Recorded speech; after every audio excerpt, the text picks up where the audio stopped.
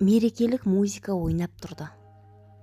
Күйеу жігіт қалыңдығының жанында тұрып, оның қолынан ұстап, күлкі бейнелеуге тырысты. Шын мәнінде Мақсат іштей сабырын әрең ұстап тұр еді. Өйткені бұл неке оның әкесінің мұрасын алу үшін жасалған келісім ғана болатын. Ол бірінші қатарда отырған Болат Алтайұлына көз тастап, олардың жуырдағы әңгімесін еске алды. Әкесі ашық айтқан, бизнесін ұлына тек ол сабасына түсіп, үйленген жағдайда ғана беретінін. Әрі үйленетін адамы ерке қала қызы емес, қарапайым, сенімді, адал жар, әрі жақсы үй иесі болу керек деген. Болат Алтайұлы 28 жастағы ұлының жүріс-тұрысына көңілі толмайтын. Үздіксіз кештер, қымбат ермектер мен бос махаббаттар әкені болашақ мұрагерге сенімсіз етті. Болашақ байлығынан айырылғысы келмеген Мақсат ультиматумды қабылдап, пайда үшін ауылдың қарапайым қызына үйленуге шешім қабылдады. Жоспар оңай еді. 1 жыл онымен бірге тұрып, бәріне бақытты жұп кейпін көрсету, мұрагерлікті алу, содан кейін ажырасуды ойлау. Солайша оның өміріне нәзік кірді. Ауылдан шыққан мейірімді де еңбекқор қыз. Ол небәрі 22 жаста еді. Бойы шағын, жүзі жұмсақ, көгілдір көздері мөлдір.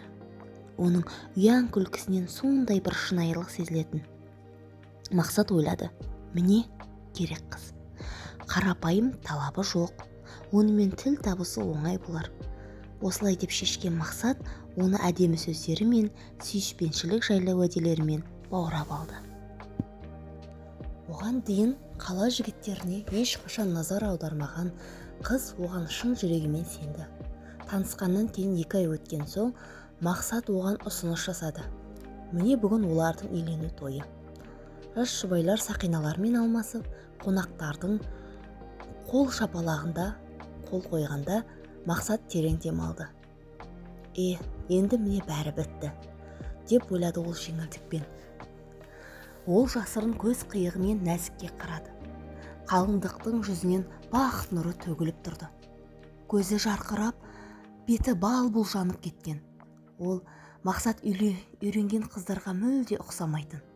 Ешқандай жасанды сән, жай ғана ақ көйлек, бетінде ашық түсті табиғи рең. Оның шынайы күлкісінде жүректі қозғайтын бір мейірім бар еді. Сол сәтте Мақсат ішінен аздап ар-ұяттың қыжылын сезінді. Өйткені әйелі тым таза, сенгіш болып көрінді. Бірақ ол бұл ойды тез қуып тастады. Ештеңе етпес, 1 жыл тез өтеді, деді ол өзіне салқынды түрде. Нәзік әрине жақсы өмірге үйреніп кетуі мүмкін. Бірақ мен оны жомарттықпен марапаттаймын, ренжімейді. Салтанаттан кейін ең жақын адамдардың ортасында шағын дастархан жайылды. Болат Алтайұлы тост көтеріп, бұл некенің сүйіспеншілік пен құрметке негізделетініне үміт білдірді. Мақсат тез бас изеп, бокалын соқтырып, барынша сенімді көрінуге тырысты. Нәзік оған сүйеніп, бақытты жымиып, қайынатасының сөзін ықыласпен тыңдап отырды. Мақсат өзін сыпайы күйеу ретінде көрсетіп, нәзікті қолына көтеріп, босағадан аттап өтті. Қыз оның мойнында құшақтап, романтикалық қимылға шаттанып күлді. Ол әйелін еденге жайлап түсіріп, пиджагын шешіп, терең дем алды. Міне, енді үйге келдік, деді ол барынша сабырлы үнмен. Нәзік көйлегін түзеп, баяу жауап қатты. Иә, енді бұл біздің үйіміз, деп жаңа сөздерді айтқандай абайлап күлімсіреді. Ол айналасына таңданыспен қарап, бұл үй енді өздерінікі екеніне сенер-сенбесін білмей тұрды. Мақсат өзін жайсыз сезінді. Аздап тыныс алу, біразға жалғыз қалу оңай, оған ауадай қажет еді. Тым ұзақ уақыт бойы ол сүйіспеншілікке толы күйеу рөлін ойнап келген. Сен нәзікке жайғасып ал мен бір сәтке кетіп, өзімді реттейін, деді ол асыға баспалдақпен жоғары жатын бөлмеге бет алып. Жарайды жаным, деп нәзік мейіріммен сөйледі. Оның көздерінен сондай таза махаббат пен сенім төгіліп тұрды. Мақсат тіпті қарауға ұялып тез бұрылып кетті. Бөлме табалдырығын аттай бере ол кілт тоқтап қалды. Жатын бөлмені тану мүмкін емес еді. Бөлменің әр жерінде бірнеше шам жанып тұр. Олардың жылы жарығы әйнекті жағылысып, жайлы жарқыл тудырып тұрған. Негізі жарық тумбочкадағы шамнан түсіп, бүкіл бөлмеге ерекше жылылық беріп тұрды. Кең кереуеттің үстіне қолдан тігілген әппақ жамылғы төселіп, үстіне әдемі кестеленген мата салынған. Бұл көрініске салтанат реңкін қосып тұрды. Қасында жұп қасықтар, олардың әр өрнегі бір-бірімен үйлесіп, бөлмені ерекше ұқыптылықпен безендірілгені байқалады. Төсек басында атлас лентамен байланған далалық түйметақтардың шағын шоғы тұр. Олардың табиғи хош иісі мен қарапайым сұлулығы бөлмеге шынайылық пен жылылық сыйлап, үйді нағыз махаббат ұясында етіп көрсетіп тұрды. Жаңа піскен шөптің иісі мен қарапайымдылық бөлменің әдеттегі салқын сәнімен айқын қарама-қайшы еді. Бірақ дәл осы қарапайымдылық үйге ерекше жылылық пен шынайылық сыйлап тұрды. Мақсат күтпеген безендіріске таңырқап, баяу ішке енді. Ауада жазғы түннің тынысын еске салатын жеңіл шөп иісі қалқып тұрды. Жүрегі бір түрлі шым ете қалды. Оның бәрін өзі істеді ме екен деп ойлады ол, кестеленген сүлгілі саусақтарымен абайлап сипап. Бұрынғы өмірі салқын сән мен қымбатшылықтың ортасында өткен. Онда мұндай қарапайым, бірақ жанды ұсақ түйектерге орын болмаған. Ол әрине нәзіктің өзіне ғашық екенін білетін. Бірақ дәл осы кішкентай көрініс оның сезімінің тереңдігін еске салғандай болды. Еске салды. Ол тірі адам. Тек есепті жоспардың бір бөлігі емес. Тумбочка үстінде тұрған сурет оның назарын аударды. Қараса, жас нәзік орамал таққан орта жастағы әйелді бәлкім анасының құшақтап тұр. Екеуі де ауылдағы шағын аулада бақытты жымиып түскен. Мақсат есіне түсірді.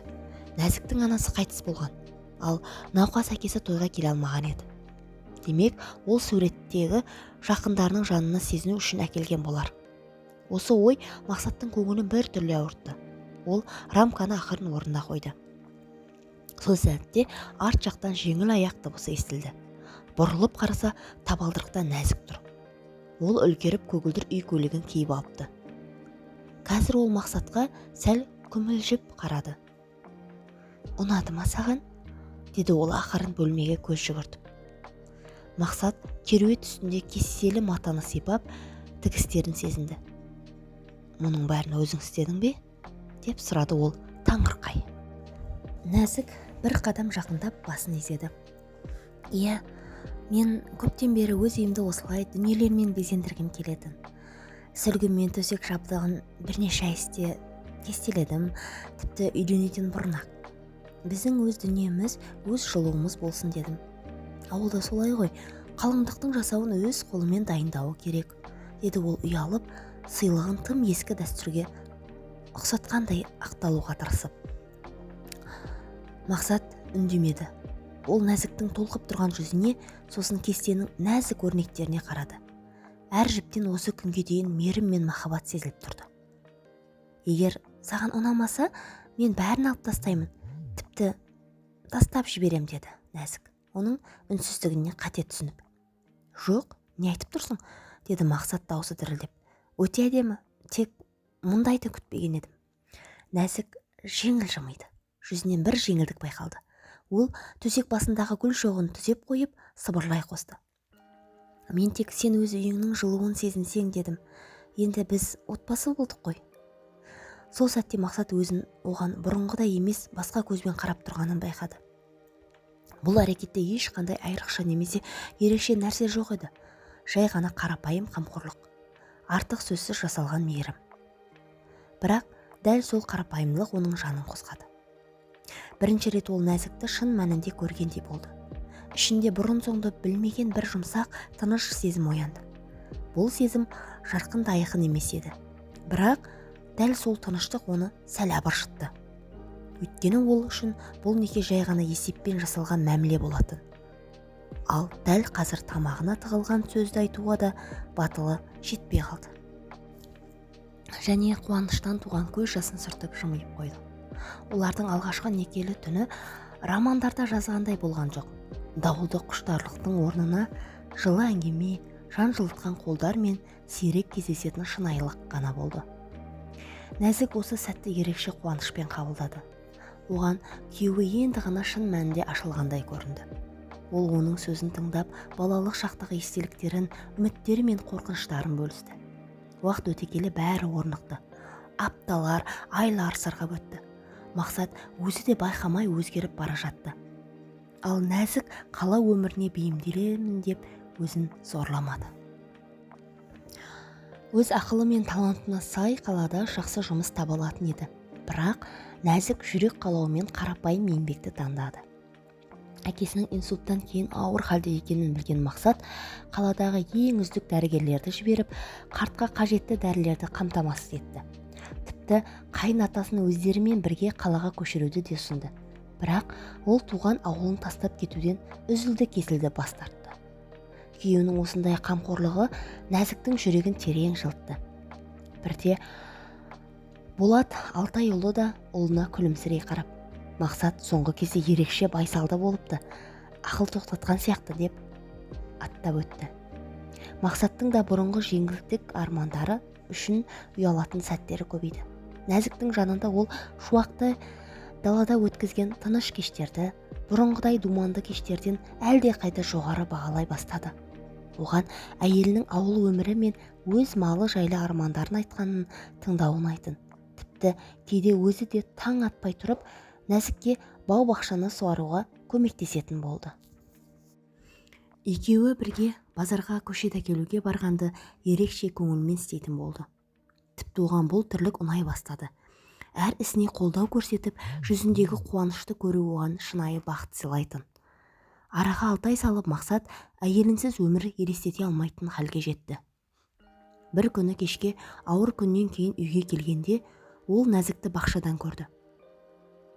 Қыз пісіп жетілген алмаларды себетке теріп жүрген күйеуін байқап, Нәзік дереу оған қарай жүгірді. «Жаным, шаршаған шығарсың», деді ол қамқор үнмен жұмыс киіміне қолын сүртіп. «Қазір саған ыстық шай құйып берем». Ол Мақсатты жайылып, орындыққа отырғызып, хош иісті шөп шайын алып келді де күйеуінің басын ақырын уқалай бастады. Оның мейірімге толы қолдарының жанасуы мен шынайы қамқорлығы Мақсаттың тамағына бір түрлі түйін тығылып, жүрегі толқып кетті. Ол кенеттен өз-өзінен бақыттан жылап жібере жаздады. Әйелінің қолын бетіне қыса ұстап, сыбырлап айтты: «Сен менің өмірімде ең үлкен бақытымсың». Сол түні ұйықтап жатқан Нәзікке қарап, Мақсат бір шешімге келді. Бастапқы күннен бері ішін өртеп жүрген құпияны енді жасыра алмайтын еді. Ол өтірік өмір сүргісі келмеді. Нәзік олай істеуге лайық емес болатын. Бәрін айтамын. Мейлі сенімнен айырылсам да, ол шындықты білуі керек деп бекінді ол. Сол демалыста әкесі жас жұбайларды кешкі асқа шақырғанда Мақсат дәл сол кезде бәрін айтуға бел буды. Болат Алтайұлы дастархан жайып, баласы мен келінінің қалай өмір сүріп жатқанын білгісі келген. Алғашында бәрі көңілді өтті. Нәзік ауылдағы қызықты оқиғаларды айтып, әкесін күлдіріп отырды. Тек Мақсат үнсіз еді. Ол дайындалып отырған. Шай мен тәттілер келгенде ол ақырын сөз бастады. «Бір сәт құлақ түріңіздерші. Менің айтуым керек бір нәрсе бар», деді ол байсалды үнмен.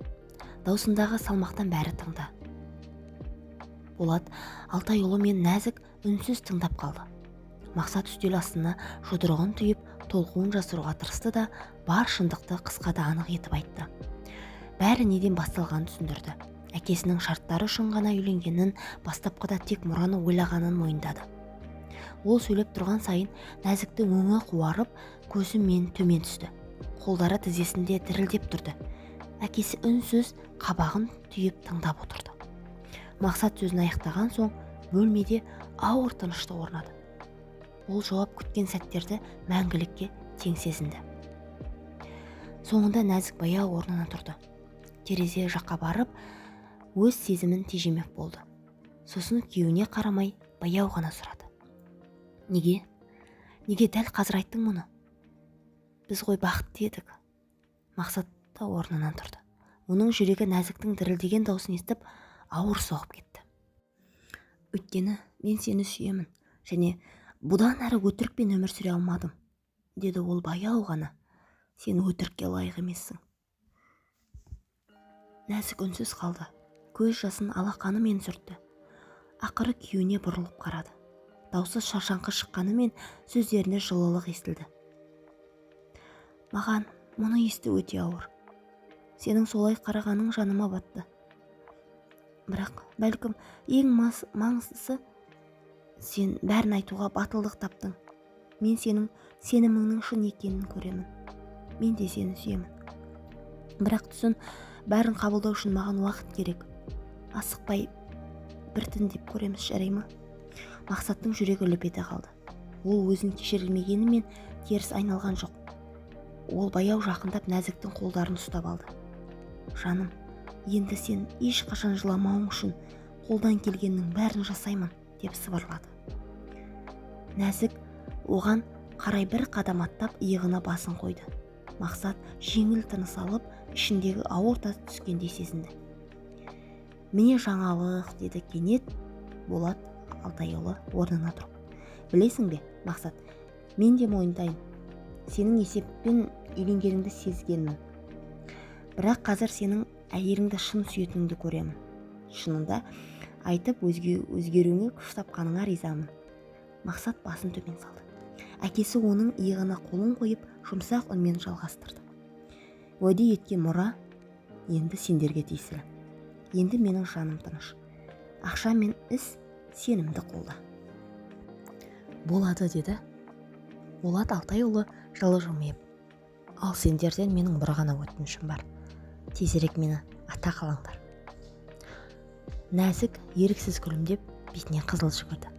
Ал Мақсат көптен бері алғаш рет шын жүректен жымиып, өте береміз әке, деп жауап берді. Кешке үйге қайтып келген соң Мақсат Нәзіктің қолын ұстап бір сәтке де жібермеді. Үйге кіре бере ол сыбырлады. Мен мұнды айтудан ешқашан шаршамаймын және сөзбен емес іспен дәлелдеймін. Мен сені сүйемін.